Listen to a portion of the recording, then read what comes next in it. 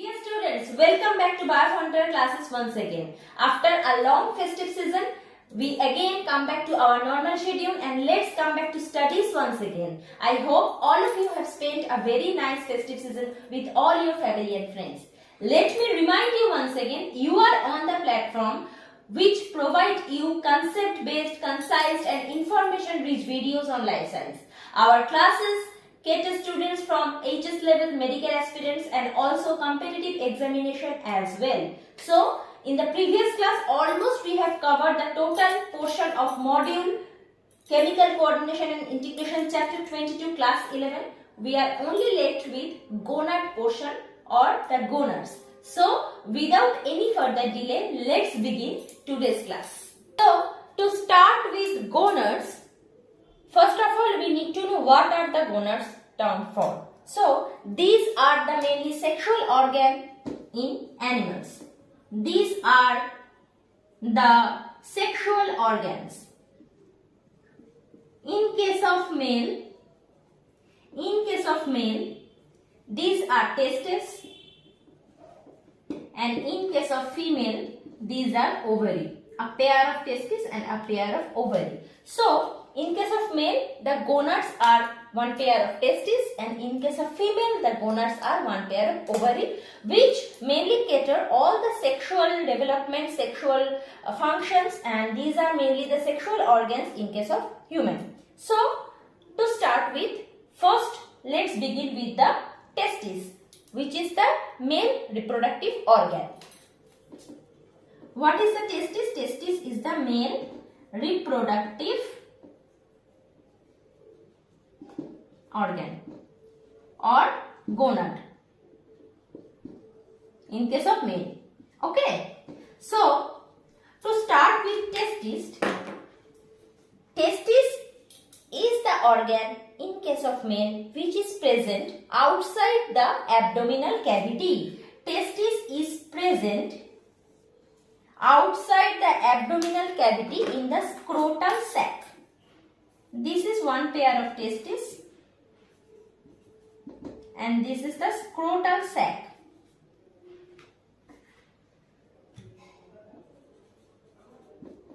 Why the testis is present outside the abdominal cavity? Because for better functioning, the testis need 2 to 3 degree less temperature than the body, which is inside the body. Suppose inside the body the temperature is 37 degree Celsius. The testis, for better functioning, it needs less than 37 degree, like 2 to 3 degree less than 37 degree for better functioning and for mainly hormone production. That is why testis in case of male is not present in the abdominal cavity or inside the body. It is present outside the body in the scrotal sac. It is 2 or 1 pair in number. Okay. So, if we study one testis in a very minute level, so let me erase this. Okay, so this is the scrotal sac. Within the scrotal sac, male possesses one pair of testes. Okay, in plural we write them as testes and in singular number testes. Okay, this is plural, this is singular. Okay, so if we put one testis out from here and see under microscope, we can find that there are 200 to 250 seminiferous lobules present inside the testis. 200 to 250 seminiferous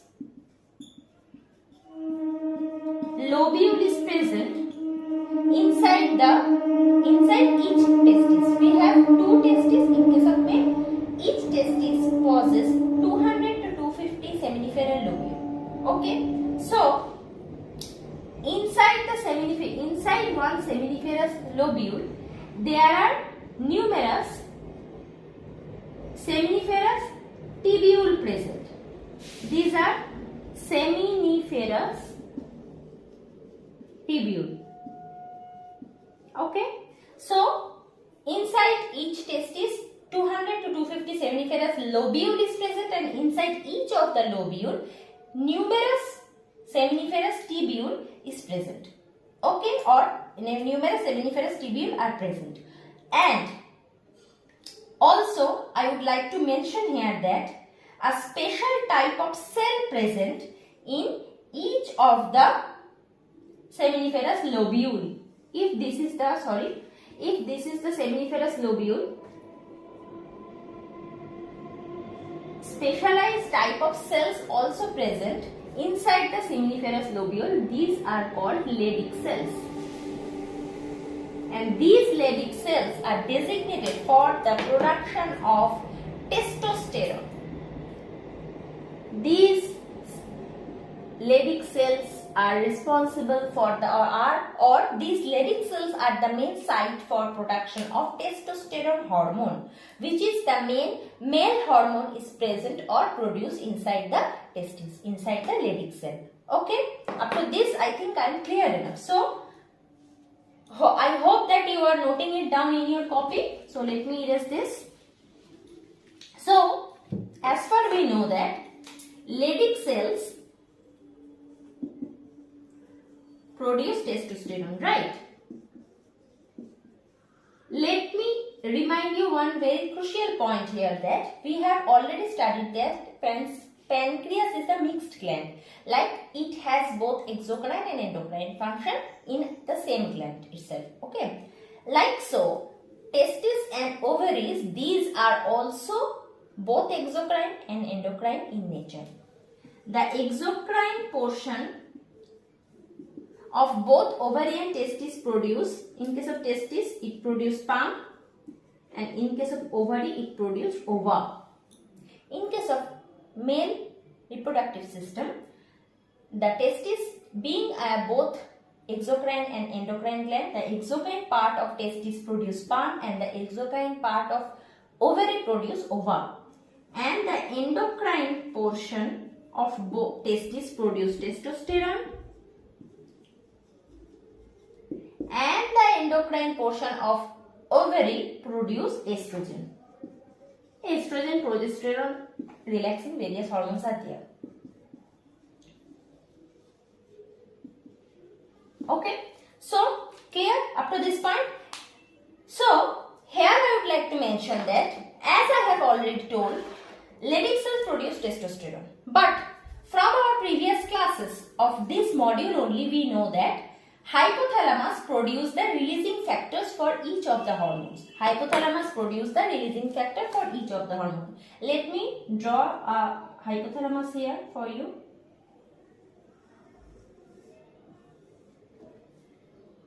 I think you can recall the picture. This is the hypothalamus. This is the infundibulum. This is the anterior pituitary, and this is the posterior pituitary. I hope you can remind it very well. Okay, so as I have already mentioned, or as I have already told you in the previous classes, you can go back to the lectures. Hypothalamus produces the releasing factors for each of the hormones. So in case of gonad, the releasing factor is GnRH, gonadotropin releasing hormone. Gonadotropin releasing hormone. As soon as the hypothalamus releases the gonadotropin releasing hormone, it influences or directs the anterior pituitary to produce follicle stimulating hormone. By follicle, I mean here sperm in case of male and ova in case of female. Okay, by follicle I mean here, I like to mean here by sperm in case of male and ova in case of female. So as soon as the hypothalamus produce GnRH in pulsatile manner. What is pulsatile manner? Pulsatile manner is that whenever is needed, hypothalamus produces gonadotropin releasing hormone in pulses, not in a continuous stretch that it continue to produce the GnRH. It produces the GnRH whenever it is needed, in pulses, in small amount, in small intervals. Okay. So whenever hypothalamus produces GnRH, gonadotropin releasing hormone, in pulsatile manner. It induces the anterior pituitary, or rather it directs the anterior pituitary that this is the time you have to produce and secrete FSH or follicle stimulating hormone. By follicle I would like to mention here sperm in case of male and ova in case of female. Right? Complete up to this. Next, FSH then induce the production of LH, luteinizing hormone. The luteinizing hormone in case of male also can be termed as ICSH, interstitial cell stimulating hormone. The luteinizing hormone in case of male also can be termed as ICSH, interstitial cell stimulating hormone. Clear up to this? So, as soon as FSH is secreted from the anterior pituitary, it induces the LH to that. This is the time you should secrete. You have to secrete. LH is secreted, and the LH or ICSH in case of male induce the Leydig cells. That this is the time you have to produce testosterone for primary and secondary sexual characters in case of male. Clear up to this? This is the hormonal balance, or this is the hormonal control in case of testosterone. Hypothalamus produces GnRH in pulsatile manner, like whenever it is needed. Then GnRH direct the anterior pituitary that this is the time you have to secrete and produce also FSH. FSH induce the production of luteinizing hormone or ICSH in case of male. This ICSH induce the Leydig cells to produce testosterone. Testosterone is the androgen in case of male. Male sex hormone. Okay, it controls the primary and secondary sexual characters in case of male. I think up to this I am clear enough to you, right? Okay. So I think you have. Let me remind you once again. Each and everything I am writing on the board, you need to copy this in your book or in your copy. Okay, you need to write this in your copy. Make small bullets or small notes in your copy, so that whenever you after the class, whenever you study through with the book, everything is very clear to you. From my side, I am trying very hard to make you understand everything in the class itself. Okay, so that you can prepare your lesson in the class itself. After the class, just go through the book and everything is clear to you. So already I have told that the testosterone hormone is responsible for the primary and secondary sexual character.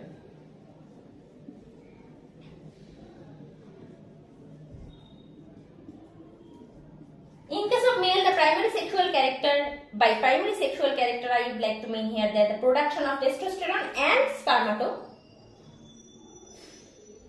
spermatogenesis. Okay. By primary sexual character, I would like to mention here that testosterone production by testis. By testis, in a very critical manner, you should say Leydig cells.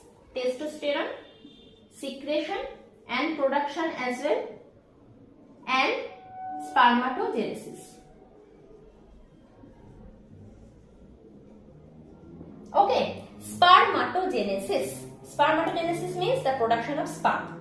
Okay, the detailed spermatogenesis and everything you will study in class 12. So for now, just remember that the primary sexual character involves the testosterone production and secretion and spermatogenesis or sperm production in case of male. In case of secondary sexual characters, there are various secondary sexual characters. So the male reproductive system not only comprises only the scrotal sac and a pair of testes, but several organs are accessory organs are there. What are they? Epididymis, vas efferens, vas deferens. Okay, Copper's gland, prostate gland,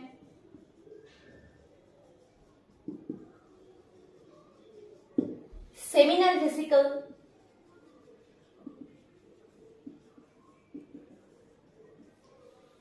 external genitalia, which is penis. Cowper's gland can also be termed as bulbourethral gland. Okay. So, these are the accessory organs of male reproductive system. The main male reproductive system, the main organ is testis, which is present inside the scrotal sac outside the abdominal cavity. It is one pair in number. Other than testis, epididymis, vas efferens, seminal vesicle, prostate gland, Cowper's gland and penis, which is the external genitalia, fall under the accessory male reproductive organ. So, it will fall under secondary sexual character, that other than testosterone production and secretion or spermatogenesis, secondary sexual characters are very important here. Testosterone does all the management. How? It involves in the development of all the accessory sexual organs in case of male reproductive system. Okay. So, if there is no testosterone production is there due to some receptor problem or some kind of anomaly, if there is no testosterone is produced from the Leydig cells, then the patient faces azoospermia.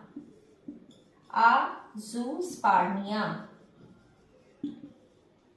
No testosterone production at all.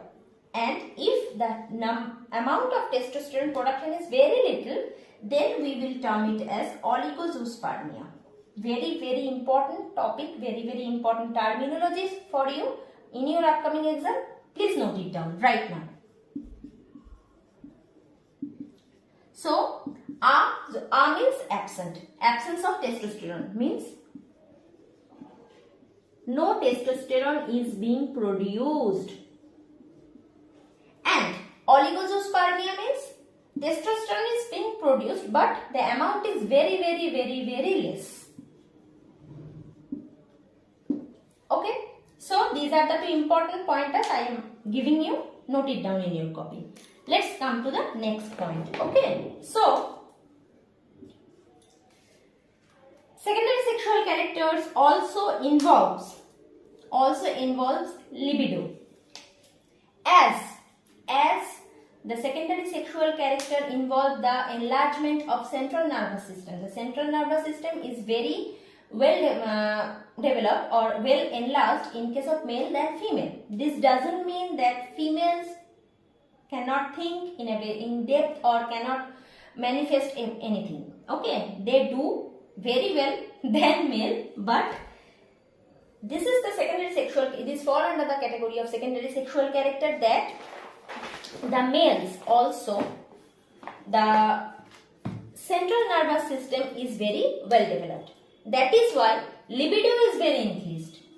Central nervous system is well developed, and as a result of this, there are very sexual thoughts or sexual urge is increased in case of male in the puberty state. This is called libido. Libido is increased several fold. Libido means the urge of sex. Okay. Next, let me erase the upper portion.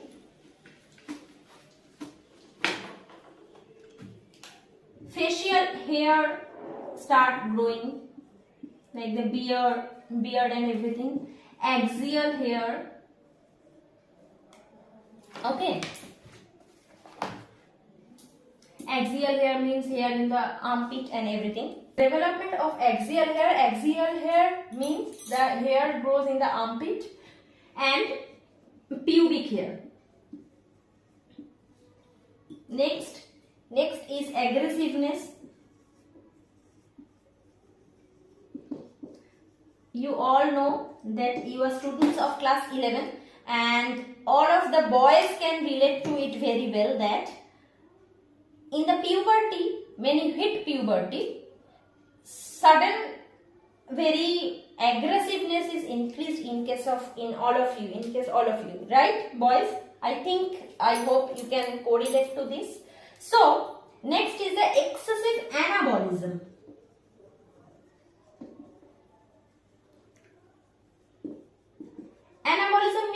protein production. Anabolism means the testosterone hormone here excites the hit excessive anabolism at that point of time, particularly at the time of puberty in the muscle and bone. The protein breakdown is decreased or inhibited and protein formation is increased or increased so many fold that you already can know the fact very well that how much labor girls put in exercising, they cannot develop muscles like men. Okay, because excessive anabolism is administered by the testosterone hormone at puberty. Next is the erection in penis. Whenever you boys have some sexual, very fantasizing thoughts in their mind, the external genitalia is erected, and this is the phenomenon which is catered by the testosterone.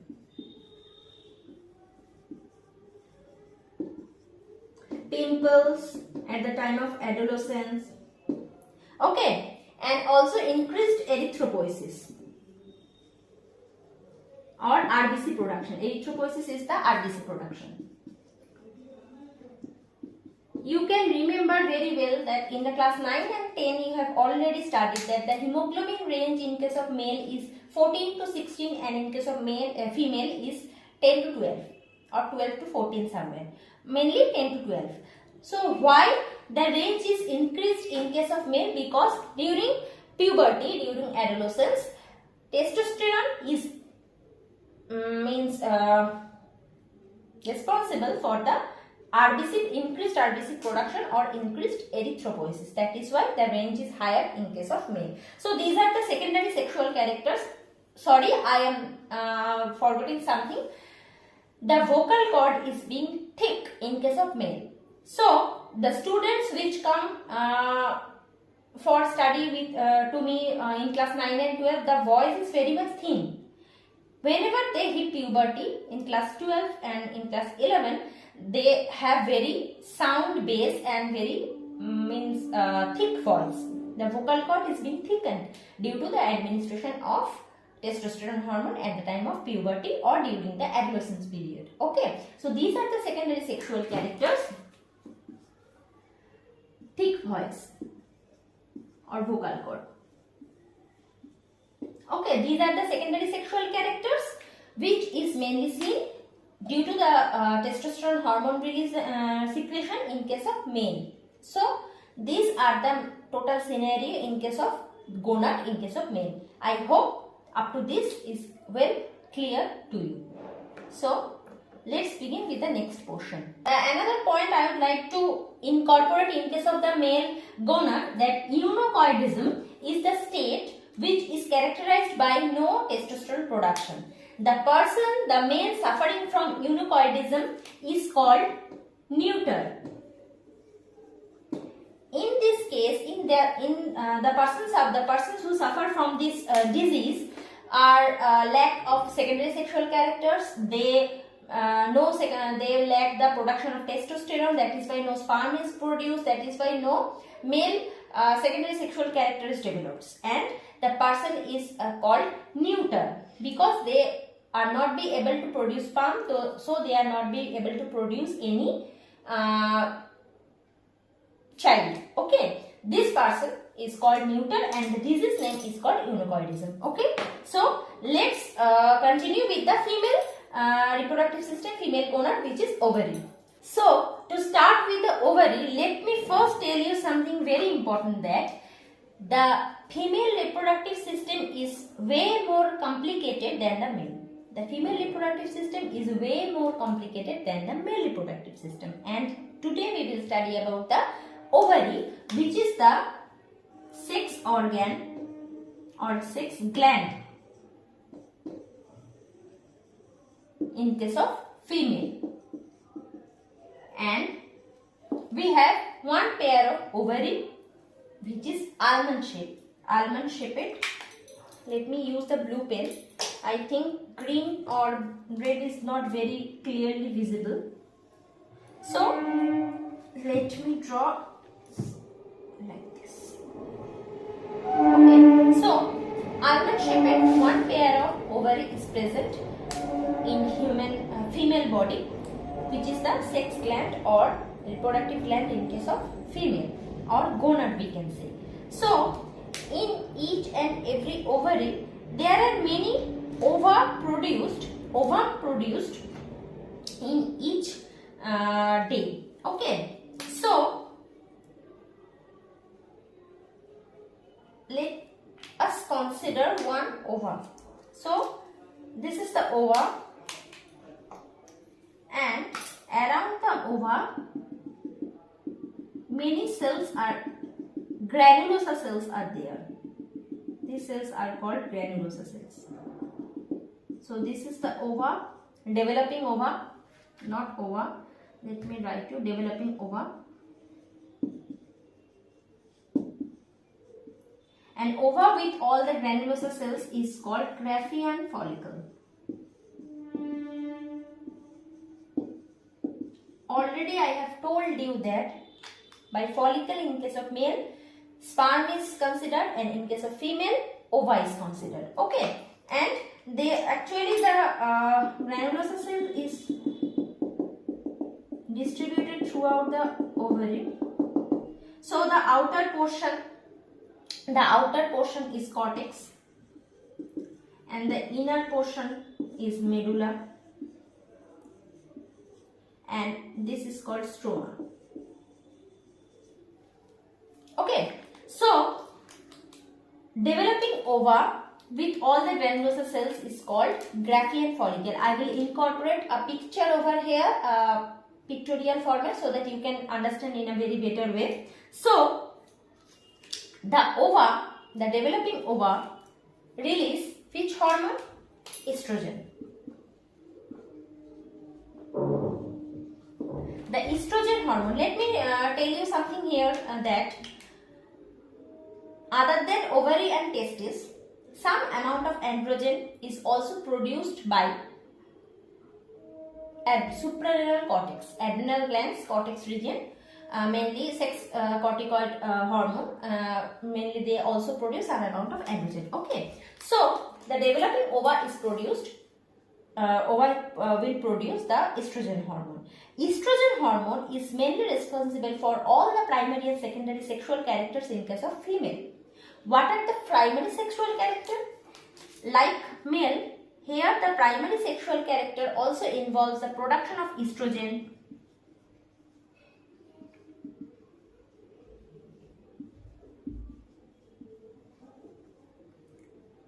and oogenesis. Oogenesis means production of ova or ovum. Okay, so actually the female ovary produce various type of estrogens, like the estrone, estriol, beta estradiol. Okay, and actually the primary sexual character belongs to the category that it involves in the production of estrogen and also oogenesis. Oogenesis is the production of ova. Okay, we will study in detail of each and every process mentioned here in class 12. So I am not elaborating so much. So the secondary sexual character in case of female, the secondary sexual character in case of female involves, first of all, libido, increased libido during the puberty. Very crucial point, starting of menstrual cycle.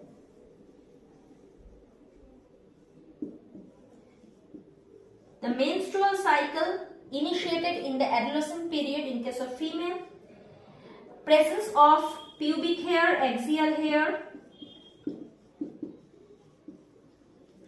Broadening of pelvic girdle.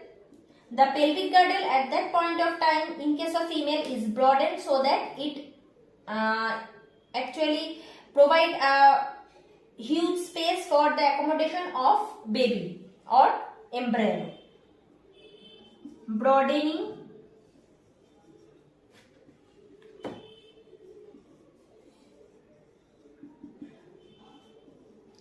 of pelvic girdle. Okay, So the libido in case of female is not so much high like the male, but there is increased libido in the adolescent period. There is initiation of menstrual cycle in case of female in the adolescence period or in the puberty. Presence of growth of pubic and axial hair, broadening of pelvic girdle. Okay, along with this, breast development or mammary gland developed.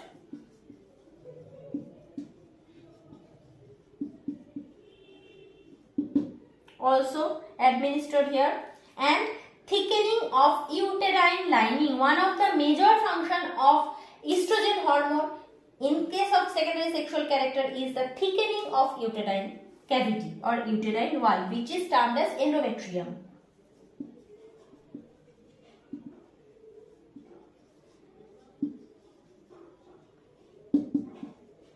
Why? If pregnancy happens, if fertilization happens, the zygote or the produced zygote or the embryo is well maintained in the thick uterine wall. As a female we stand here and the baby in the uterine cavity is hanged.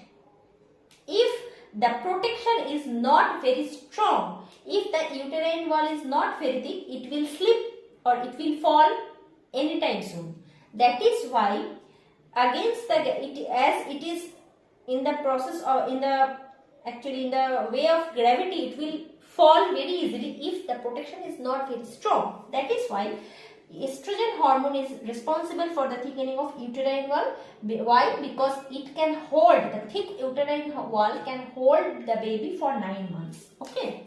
Next is the high pitch voice. The main character by which the females are known for high pitch voice, very high pitch voice. It is developed during the adolescent. High pitch voice is responsible due to the thinning of vocal cord. In case of male, we have seen the thickening of vocal cord is present in the puberty. In case of female, the high pitch voice is mainly responsible for the thinning of the vocal cord.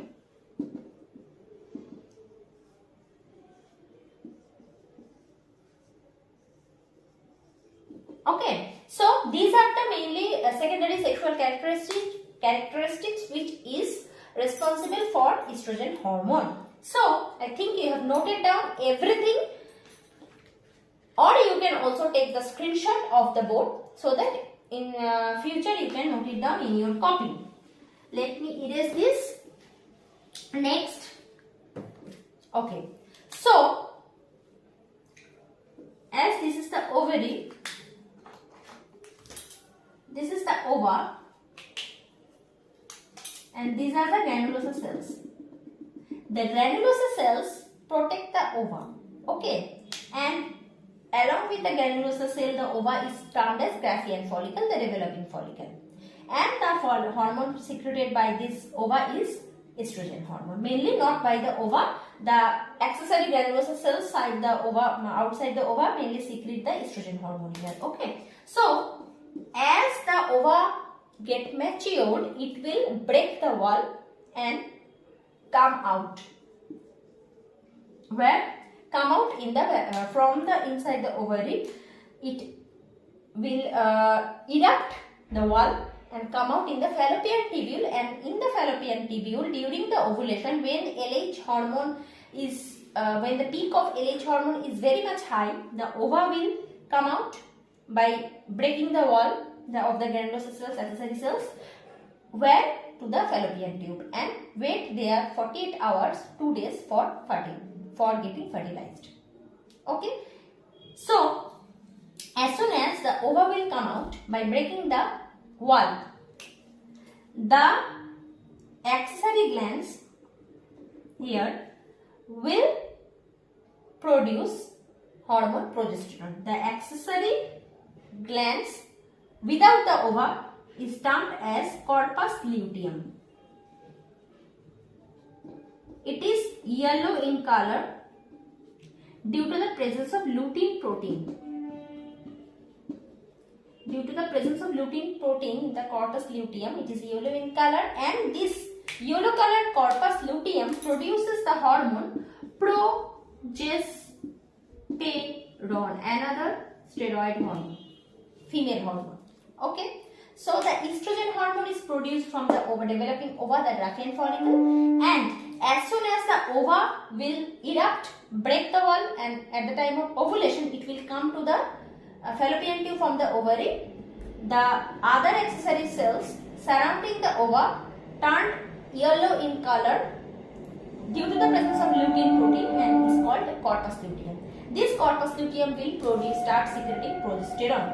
Progesterone hormone is mainly, we already know that uterine wall is getting thickened by the estrogen hormone, and along with estrogen, here progesterone also come in action, and it will further increase the thickening of the uterine wall, the endometrium. Why? Because progesterone is termed as pregnancy maintaining hormone.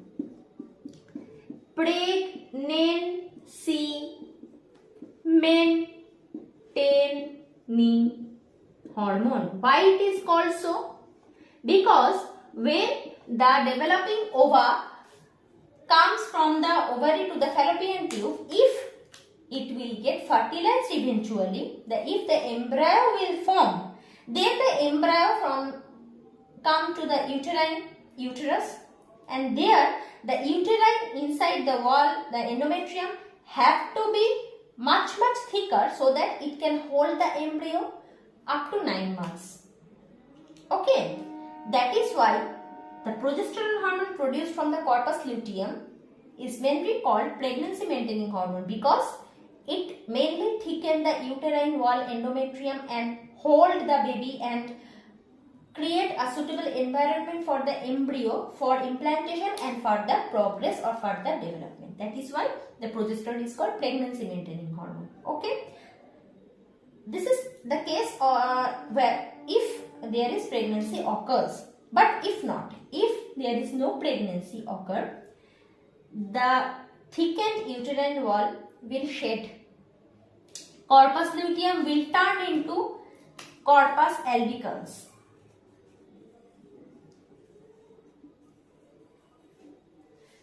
The progesterone hormone level of progesterone hormone will get decreased, the level of estrogen hormone will also get decreased, and the menstrual cycle will start. Mainly, what is the component of menstrual cycle? It is the thickened previous uterine wall, the endometrium, along with blood will come out through the body, will shed, and the ova, which is present in the fallopian tube without getting fertilized, also will shed through the menstrual blood. So this is the scenario. Here another hormone, which is relaxin hormone. Relaxin hormone also secreted from the female reproductive system itself, and it actually does what? At the time of labor, at the time of parturition, it helps in thickening the pelvic symphysis so that the baby can come out very easily through the cervical region of the female. Okay, so these are the main topics of the gonad in case of male and in case of female. Some additional point I would like to incorporate here. Let's come to that portion. We almost have come to the end point of today's class. These are the very important points I would like to incorporate here also, and I want you to note it down in your copy very precisely. Don't forget, students, to note it down, as you can expect many more questions from this question. Okay, so what do you mean by precocious puberty? Precocious puberty, pre means early and puberty means adolescence, we all know. So precocious puberty means when even there is early maturation of ovaries and early maturation of testes in case of male and early maturation of ovary in case of female, then we can conclude it as precocious puberty. There is production of ovum before 9 years of age in case of female, ova production, and 10 years in case of male, sperm production. Precocious puberty means when there is early maturation of ovary and testes in female and male respectively, then we can term it as precocious puberty. In case of male, sperm is being produced before 10 years of age of a boy, and in case of a girl before 9 years, ovaries start getting produced. So the next point is sexual pseudo-precocity. Sexual pseudo-precocity is the production of, actually the excessive production of testosterone either from the gonads, either from any tumor growing in the reproductive system or adrenal cortex.